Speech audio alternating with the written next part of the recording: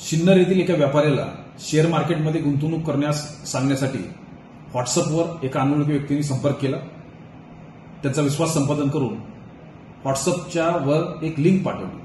त्या link open करून त्याच्याद्वारे एक ॲप डाउनलोड करण्यासाठी सांगितलं। बिनान्स म्हणून एक ॲप आहे।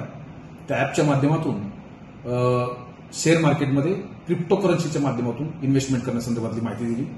त्याच्यावर विश्वास ठेवून फिर्यादीने साधारणतः 64,80,000 रुपये त्याच्यामध्ये गुंतवणूक केलेली आहे। परंतु त्याला लागलीच ही माहिती समजली की माझी काहीतरी फसवणूक होते आहे। त्यांनी तात्काळ सायबर पोलीस स्टेशन या ठिकाणी संपर्क साधला। सायबर पोलीस स्टेशनने तात्काळ दखल घेऊन याबाबतचा गुन्हा दाखल केला आणि अपहरित रकमेपैकी 2,02,000 रुपये हे आतापर्यंत जप्त करण्यात आलेले आहे। या संदर्भातला तपास सायबर पोलीस स्टेशनचे प्रभारी अधिकारी श्री नागेश मोहिते हे करत आहेत। या बाबतीमध्ये नागरिकांनी असल्या स्वरूपाच्या जे फेक ॲप आहेत किंवा व्हॉट्सअपच्या माध्यमातून अशा अनोळखी व्यक्तीकडून कुठलीही लिंक येत असेल तर ती ओपन करू नये।